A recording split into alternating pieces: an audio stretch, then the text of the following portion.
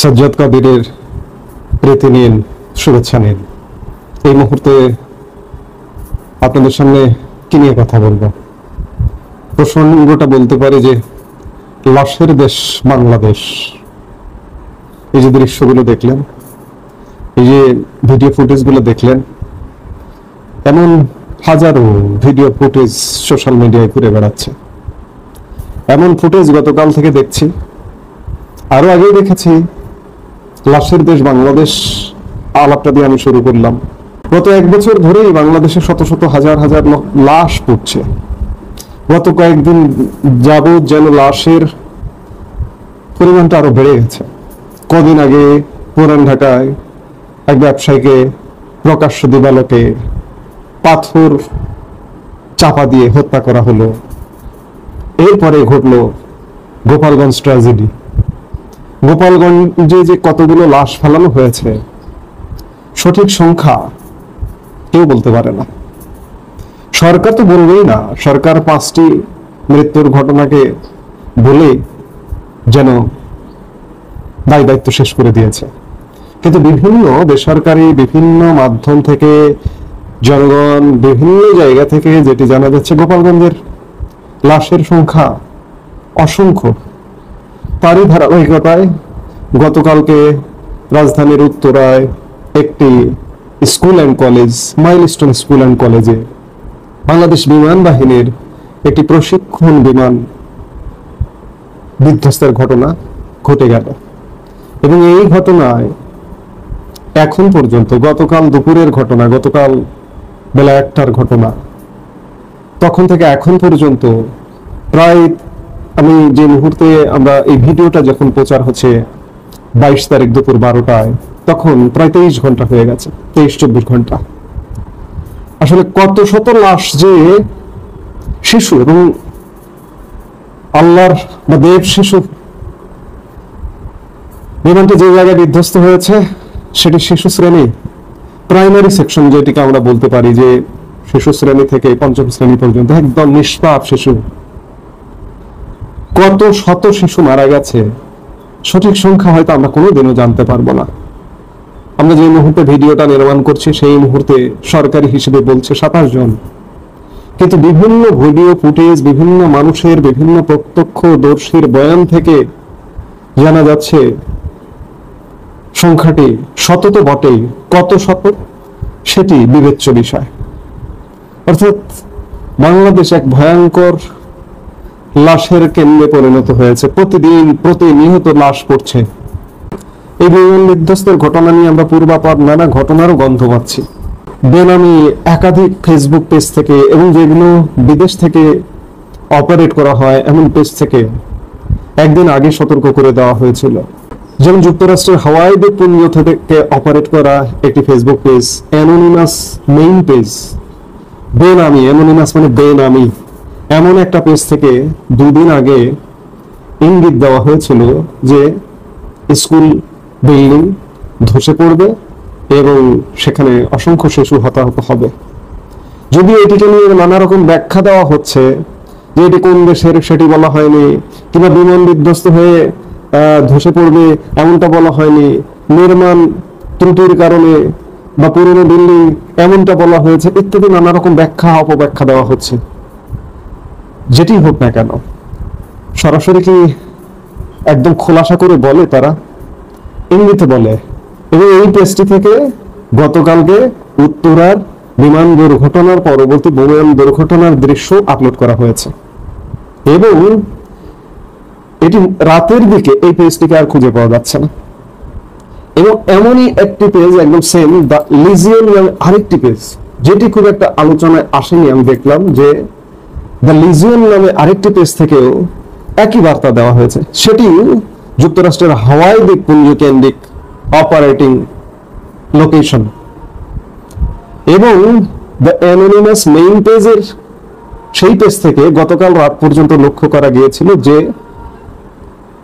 সেখানে আরেকটা থ্রেটের কথা বলা হয়েছে যে আগামী স্বল্পতম সময়ের মধ্যে, সপ্তাহখানেকের মধ্যে বাংলাদেশের মার্কেট হসপিটালে বোমা হামলা হবে।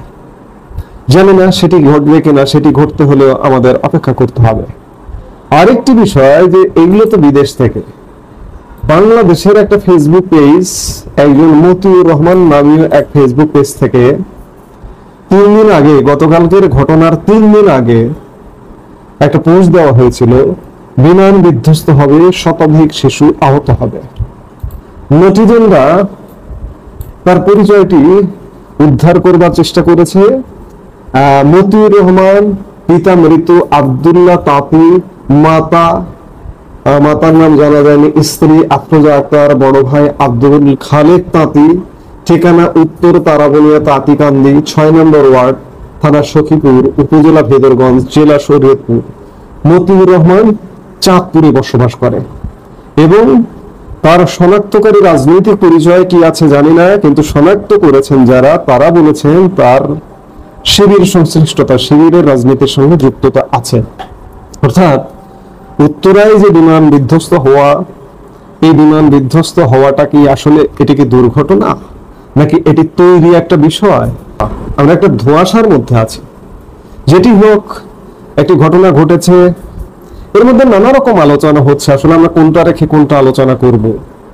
আপনারা ইতিমধ্যে জানেন যে জাতিসংঘ মানবাধিকার হাই কমিশনের বাংলাদেশে একটি কার্যালয় প্রতিষ্ঠার নীতিগত সিদ্ধান্তে বাংলাদেশ সরকার এবং জাতিসংঘ মানবাধিকার কমিশন স্বাক্ষর করেছে। এটি ঢাকায় ইতিমধ্যে অফিসিয়ালি বলা যায় কার্যক্রম শুরু করেছে। এই কার্যালয়টির কার্যক্রম কোথায় আছে? কার্যক্রম আছে বিশ্বের সংঘাতপূর্ণ 18টি দেশে, 19টি দেশে, বাংলাদেশ 19তম দেশ হিসেবে এখানে কার্যক্রম শুরু করেছে। বাংলাদেশে সংঘাতপূর্ণ দেশ হিসেবে আমরা বাংলাদেশের জনগণ এখনো পর্যন্ত বলতে রাজি নই বাংলাদেশে সংঘাতের মতো কোনো ঘটনা ঘটেনি। কিন্তু সত্যিকার অর্থে 2024 সালের জুলাই আগস্ট থেকে শুরু করে গত 1 বছর যাবৎ সংঘাত চলছে।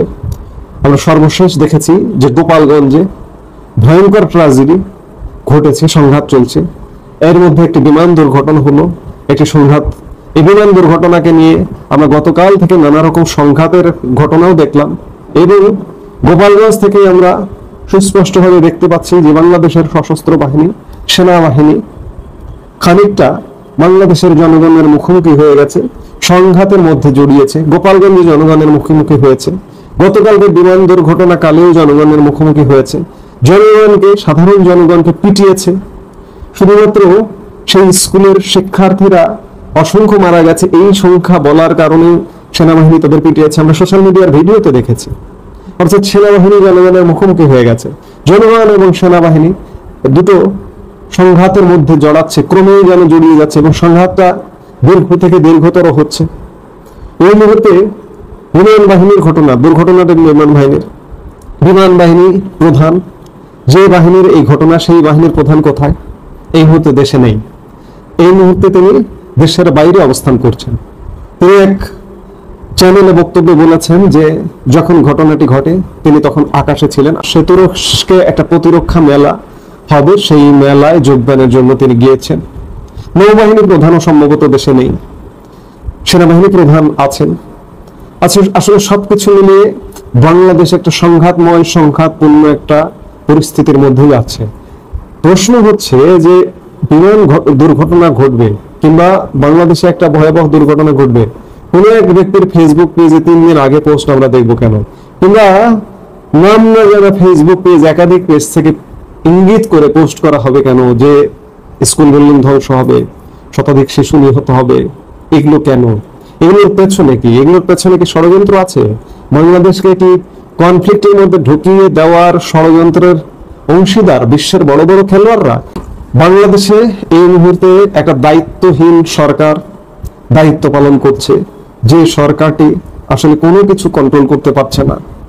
মানে পরিকল্পনাটা হয়তো এমনই যে বাংলাদেশে একটা ছোট জগন্নাথ টাইপের সরকার থাকবে, যে সরকার কোনো কিছু কন্ট্রোল করতে পারবে না, সবকিছু বেসামাল হবে, সমানে লাশ পড়বে, দেশ ক্রমেই কনফ্লিক্টের মধ্যে ঢুকে যাবে, জনগণ সরকারের মুখোমুখি হবে, দেশের আইন শৃঙ্খলা বাহিনী, সশস্ত্র বাহিনী জনগণ মুখোমুখি হবে, একটা গৃহযুদ্ধ বেঁধে যাবে, একটা ম্যাসাকার হবে, ভয়ঙ্কর একটা পরিস্থিতির দিকে বাংলাদেশকে নিয়ে যাওয়া হবে।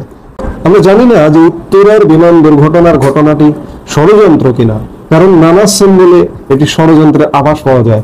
আরেকটি বিষয় যে বিমানটি দুর্ঘটনায় পতিত হয়েছে সেখানে সাধারণত আমরা যেটি জেনেছি যে 2 জন পাইলট থাকে এবং এই বিমানে 2 জন পাইলট ছিল, কিন্তু একজন পাইলটের ব্যাপারে খুব বেশি আলোচনা হচ্ছে, তাকে হিরোইক ভাবে উপস্থাপন করবার চেষ্টা করা হচ্ছে।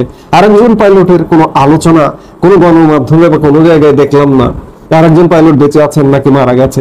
যে পাইলটের আলোচনা হচ্ছে তাকে হিরোইক ভাবে উপস্থাপন করা হচ্ছে যে তিনি বিমানেই মারা গেছেন, কিন্তু আসলে তিনি মারা যাননি, তিনি আহত হয়েছিলেন, গুরুতর আহত হয়েছিলেন। বিমানে তিনি অগ্নিদগ্ধ হননি, তিনি প্যারাশুট দিয়ে আগেই নেমে গিয়েছিলেন এবং তাকে পরে উদ্ধার করে হাসপাতালে নেবার পর তিনি মারা গেছেন। মানে সবকিছু মিলিয়ে একটা হযবরল অবস্থা।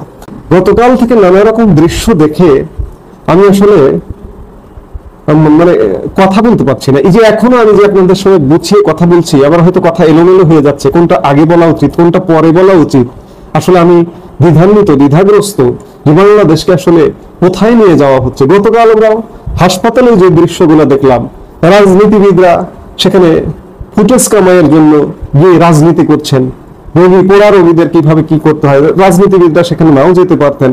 কিংবা উপদেষ্টা, আমরা স্বাস্থ্য উপদেষ্টাকে কোথাও এখনো পর্যন্ত দেখিনি। আইন উপদেষ্টা বলছেন বিদেশ থেকে ডাক্তার নিয়ে আসা হবে ইত্যাদি বিভিন্ন কিছু ইত্যাদি, অনেক আগে থেকে অনেক কিছু বলেন, কিন্তু আজ পর্যন্ত 1 বছরে আমরা অনেক কিছু হতে দেখছি না। আসলে একটা দুর্বল সরকার যদি থাকে দেশে, সাধারণ জীবনযাত্রা, সাধারণ মানুষের জীবন যাপনে, সাধারণ মানে একটা রাষ্ট্র যে চলে, এই চলার কাঠামোটাই রক্ষা করতে পারে না। সেখানে দুর্যোগ, দুর্বিপাক কিংবা যুদ্ধ পরিস্থিতি কিভাবে মোকাবেলা করবে? আবার এই সরকার বলে যে নির্বাচন দেবে। এই সরকার স্বাভাবিক জীবনযাত্রার নিশ্চয়তা দিতে পারে না। নির্বাচন সেটি একটা বিশেষ ব্যাপার, সেটি কিভাবে করবে সবচেয়ে বড় প্রশ্ন। সবকিছু মিলিয়ে বাংলাদেশ লাশের দেশে যে পরিণত হয়েছে, এই লাশের শেষ কোথায় আমরা জানি না। আমরা এর শেষ দেখতে চাই। আমি এই মুহূর্তে আর কথা বলছি না। আসসালামু আলাইকুম রহমতুল্লাহি ওয়া বারাকাতুহু।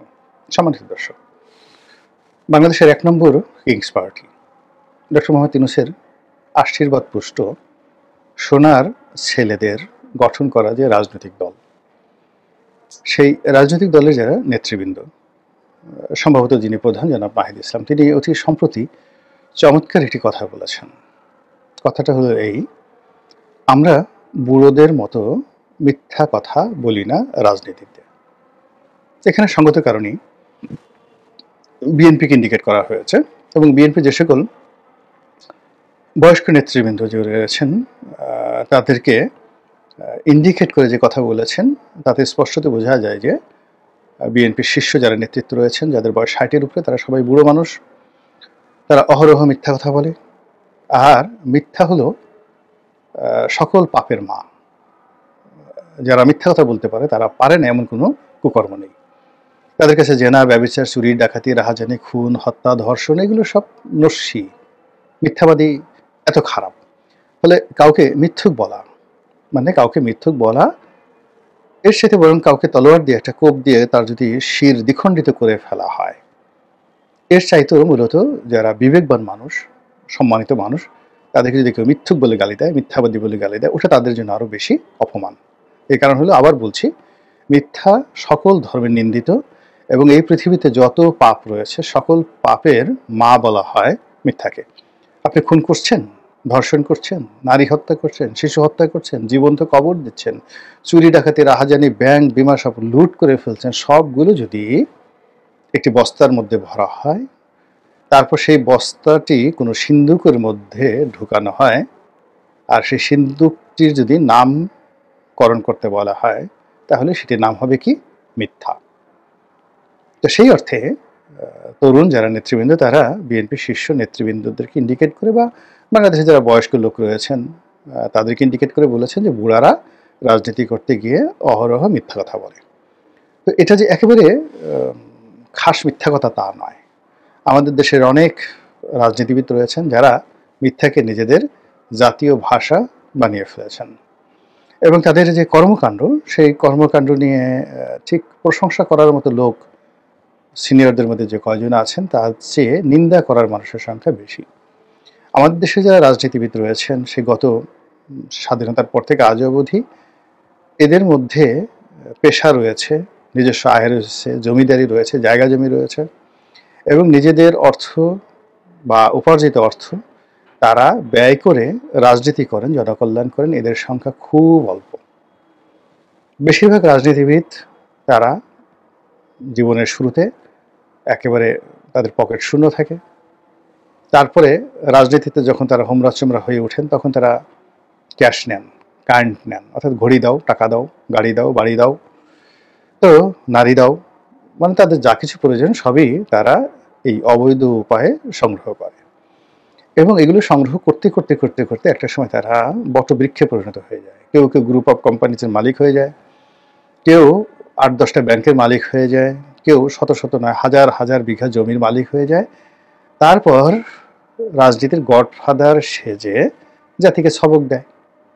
লেখাপড়া না থাকলেও তারা দেশের সবচেয়ে শিক্ষিত, জ্ঞান বুদ্ধি না থাকা সত্ত্বেও তারা সবচেয়ে বড় পণ্ডিত, দার্শনিকতা সম্পর্কে তাদের ন্যূনতম জ্ঞান থাকে না সত্ত্বেও তারা সক্রেটিস বা প্লেটোর মতো দেশ জাতিকে প্রতিনিয়ত তারা নসিহত করেন। তো এই যে রাজনীতিবিদদের যে একটা অংশ এরা মন্দ কাজ করেন, তা তো আমরা অস্বীকার করতে পারছি না। এবং এরা অনেকটা ক্যান্সারের মতো আমাদের এই মাথার উপর চেপে আছে। এই যে যে সরকারটি ক্ষমতা হারালো, আপনি দেখেন সেই সরকারের মূল অভিযোগ কী ছিল? চুরিচামারি। এ তো মানে আপনি যদি বলেন সুশাসন, তারপরে বিচার ব্যবস্থা, মানে অনেক ক্ষেত্রে উন্নয়ন, অনেক ক্ষেত্রে আপনি তাদেরকে যাকে বলা হয় নম্বর দিতে পারবেন। কিন্তু সেই সরকারের সবচেয়ে প্রধান অপরাধ সেটা হলো সরকারের কর্তা ব্যক্তিরা উঠতে বসতে মিথ্যা কথা বলতেন, চোখে মুখে মিথ্যা কথা, নিজেরা মিথ্যা কথা বলতেন, মিথ্যা তথ্য দিতেন, অপরকে মিথ্যাবাদী হিসেবে তারা সাব্যস্ত করতেন, এবং দেশ জাতির কাছে সবসময় একটা মিথ্যা নাটক তারা উপস্থাপন করতেন। সেটা জঙ্গি নাটক হোক, কিংবা জঙ্গি বিচার হোক, কিংবা যুদ্ধ অপরাধের বিচার হোক, এখানে মিথ্যার ব্যাসাতি ছিল অনেক বেশি। ফলে এই মিথ্যার কারণে কি হলো, তাদের যত ভালো কাজগুলো ছিল সব ভালো কাজের মধ্যে বিষ লেগে গিয়েছিল, এবং সেই বিষে বিষাক্ত হয়ে তারা ক্ষমতা হারিয়েছিল। একইভাবে অতীতে যারা ক্ষমতা হারিয়েছে, অতীতে যাদের পতন হয়েছে, অতীতে যাদের মৃত্যু হয়েছে, তাদের রাজনীতির প্রথম সমস্যা ছিল তারা মিথ্যুক, তারা মিথ্যাবাদী। দ্বিতীয়ত হলো তারা দুর্নীতিবাজ, দুর্নীতি করেছে। আর তৃতীয়ত হলো যে তারা চরিত্রহীন, তাদের কোনো রকম নৈতিক চরিত্র ছিল না। বাপ মা ছেলে সন্তান থেকে শুরু করে যা কিছু বলেন, কোনো জায়গাতেই তারা একটা মিনিমাম স্ট্যান্ডার্ড বজায় রাখেনি। ফলে তাদের সেই পতন হয়েছে। কিন্তু আমরা কখনোই তাদেরকে ইন্ডিকেট করে কোনো কথা বলার সাহস আমাদের ছিল না। কিন্তু এখন এই যে যারা কিংস পার্টি করেছেন, তরুণ যাদের বয়স এখন 30-এর মধ্যে বা 30-এর নিচে, টগবগে রক্ত, তাদের ভুল হচ্ছে, ভ্রান্তি হচ্ছে, অন্যের বুদ্ধিতে হয়তো তারা চলছেন, 10টা কাজ করতে গিয়ে 5টাই ভুল করে ফেলছেন, কিন্তু সঙ্গে সঙ্গে আমাদের পুরো রাজনৈতিক বিধি ব্যবস্থাকে কিন্তু তারা চ্যালেঞ্জ জানিয়ে ফেলেছেন। এবং সেই চ্যালেঞ্জ জানানোর কারণে কি হচ্ছে, রাজনীতির হিমালয় বলতে যা বোঝায়, রাজনীতির গ্রেট ওয়াল বলতে যা বোঝায়, এই যে ধনিক শ্রেণী, বণিক শ্রেণী, তারপর অভিজাত শ্রেণী, বয়স্ক শ্রেণী, শিক্ষিত শ্রেণী, আমলা কামলা, সবাইকে এই তরুণরা কিন্তু রীতিমতো চ্যালেঞ্জে ফেলে দিয়েছেন।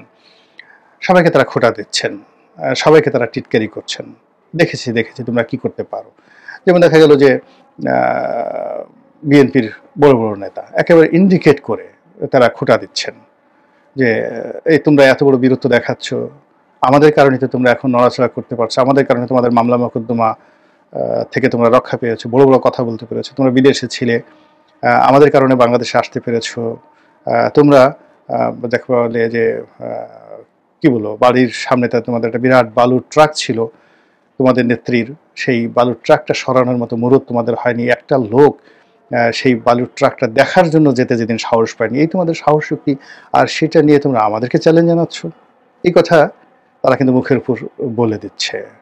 এবং একই সঙ্গে রাজপথে তারা যেভাবে সেই তাদের রাজনৈতিক প্রতিপক্ষকে আক্রমণ করছে, জলে স্থলে অন্তরিক্ষে, রাজনৈতিক কৌশলে, তারপরে শেষে গালাগাল করে, বিভিন্ন রকম ট্যাগ দিয়ে, এই যে আপনি ধরেন টিনের ছেলে কাউয়া, বা 1 2 3 4 এরপরের যে বাক্যের অংশটি এখন তো বাংলাদেশে মশহুর হয়ে গেছে।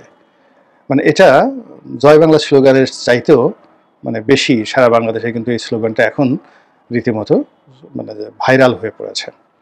এখন এই যে স্লোগানটা তারা দিল, এই স্লোগান দেওয়ার জন্য তাদের সাহস করতে হয়েছে এবং তাদেরকে চিন্তা ভাবনা করতে হয়েছে এবং এই স্লোগানটা কিন্তু তারা এখনো ক্রমাগত চালিয়ে যাচ্ছে। ফলে এটা কিন্তু আমাদের রাজনীতির জন্য একটা বিশাল টার্নিং পয়েন্ট। নাম্বার 1। নাম্বার 2 হলো এই তরুণরা বাংলাদেশের প্রধান যে রাজনৈতিক দলগুলো রয়েছে বিএনপি এবং আওয়ামী লীগ, তাদের মধ্যে আতঙ্ক সৃষ্টি করে ফেলেছে।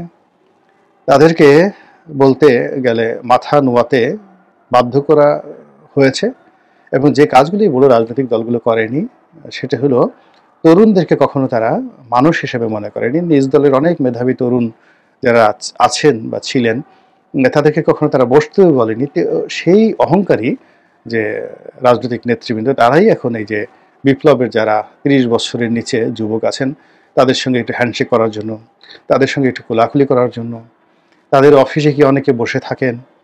অনেক বড় বড় নেতা সেই ছাত্র নেতাদেরকে একটু রিকোয়েস্ট করে বা ছাত্র নেতাদের মাধ্যমে 2-4টি সুপারিশ জোগাড় করে নিজের যে কাঙ্ক্ষিত যে সুযোগ সুবিধা, সেই সুযোগ সুবিধা রাষ্ট্র থেকে, বিভিন্ন প্রতিষ্ঠান থেকে, বিভিন্ন জায়গা থেকে তারা সেগুলো সংগ্রহ করার কিন্তু চেষ্টা করছেন। আমি একজন যুবকের সাথে কথা বলছিলাম, বিপ্লবী যুবকের সঙ্গে কথা বলছিলাম।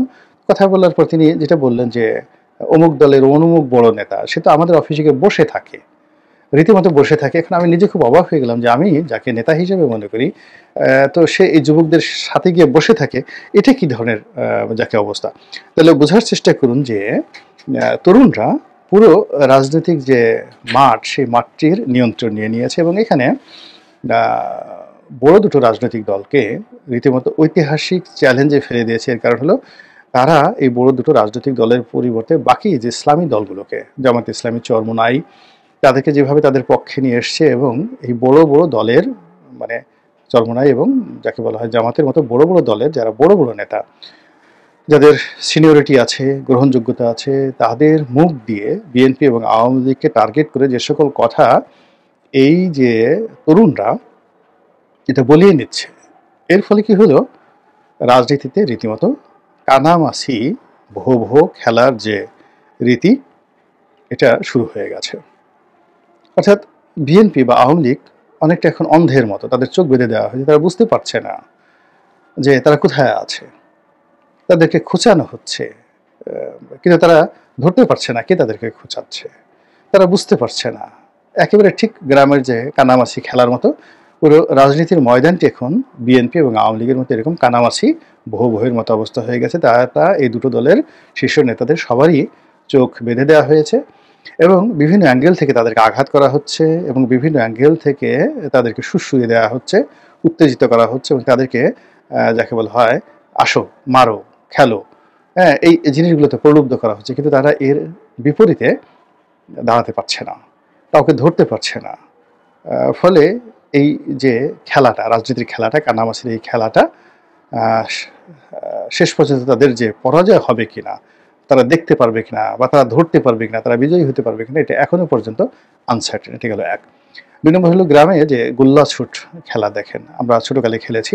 একটা নির্দিষ্ট গোল্লা করে বা সার্কেল করে তার মধ্যে একে অপরের হাত ধরে শক্তভাবে দাঁড়িয়ে থাকে এবং সেটা ঘুরতে থাকে, ঘুরতে থেকে সেই সার্কেলের বাইরে তাদের যে সকল প্রতিদ্বন্দ্বী রয়েছে তাদেরকে ফাঁকি দিয়ে একেবারে নির্দিষ্ট জায়গাতে যখন দৌড়ে তারা চলে যেতে পারে তখন সেইভাবে বিজয়ী হয়। তো সেক্ষেত্রে বর্তমান যারা তরুণ নেতৃত্ব রয়েছে সেই তরুণ নেতৃত্ব যেভাবে একজন আরেকজনের হাত ধরে দেশের প্রধানতম রাজনৈতিক দলের বিরুদ্ধে যারা আছেন তাদেরকে একই বৃত্তের মধ্যে, গোল্লার মধ্যে যেভাবে এনেছে এবং যেভাবে সার্কেল করা হচ্ছে চারিদিক থেকে, এটা তাদের রাজনৈতিক যারা প্রতিপক্ষ সেই প্রতিপক্ষের নিঃশ্বাস প্রশ্বাসের সমস্যা হচ্ছে এবং তাদেরকে যেভাবে দৌড়ের উপর রাখা হচ্ছে, বিভিন্নভাবে দৌড়ের উপর রাখা হচ্ছে এবং যে কৌশলগুলো করা হচ্ছে সেই কৌশলে তাদের চোখ, পঞ্চেন্দ্রিয়, হাত, পা রীতিমতো ক্লান্ত হয়ে যাচ্ছে। তারা একবার যমুনাতে দৃষ্টি নিক্ষেপ করাচ্ছে, আসো যমুনাতে আসো, আবার বলে যে না লন্ডনে যাও, লন্ডনে গিয়ে হোটেলে গিয়ে দেখা করো, তারপরে বলছে যে যমুনার প্রতি ভরসা রাখো, তারপর আবার বলছে লন্ডন বৈঠকের প্রতি ভরসা রাখো, তারপর আবার বলা হচ্ছে যে ঠিক আছে ঐকমত্যের কমিশন হচ্ছে, আসো। তারপরে বলা হচ্ছে যে বিভিন্ন সংস্কার কমিশন হচ্ছে, আসো। তো এই যে সিনিয়র যারা নেতৃবৃন্দ রয়েছেন তারা সেখানে যাচ্ছেন কোট পরে, টাই পরে, জুতা পলিশ করে, হাসি মুখে যাচ্ছেন। এবং প্রথম দিকে তাদের খুব ধারণা ছিল যে না, আমরা এবার দেখাই দেব যে আমরা যে রাজনীতি করতে পারি, আমরা যে জানি, যাদের সাথে বৈঠক করছি, সব কিছু করছি, তাদেরকে আমাদের জ্ঞানের দৌরত্ব, আমাদের প্রজ্ঞা, মেধা, এগুলো সব দেখিয়ে এমন নাস্তানাবুদ করবো, এমন শিক্ষা দেবো যে জিন্দিগিতে আর মুখ তুলে কথা বলতে পারবে না। এভাবে কয়েক মাস চলে গেল। চলে যাওয়ার পরে বৈঠক একের পর এক হয়ে যাচ্ছে। যারা বৈঠক আয়োজন করছেন, যারা পিছন থেকে খোঁচা দিচ্ছেন, উত্তেজিত করছেন, মানে এতদিন পরে যারা বয়স্ক সিনিয়র নেতৃবৃন্দ রয়েছেন বিভিন্ন দলে, তারা বুঝতে পেরেছেন যে আমরা যে কাজগুলো করছি এটা কানামাছি, রাজনীতির কানামাছি, বহু খেলার মতোই চোখে আমরা মানে কাপড় বেঁধে আমরা এতদিন যা কিছু করেছি এই বইয়ের মতোই কাজগুলো করেছি। তো কাজেই এই যে কানামাছি ভৌ বা গুল্লাছুট যে খেলা হচ্ছে, এই খেলা বেশ জমে উঠেছে। এখন এই খেলা কিভাবে শেষ হয় সেটাই দেখার বিষয়। আল্লাহ আমাদের সবাইকে হেদায়েত দান করুন এবং হেফাজত করুন। আসসালামু আলাইকুম ওয়া রাহমাতুল্লাহি ওয়া বারাকাতুহু।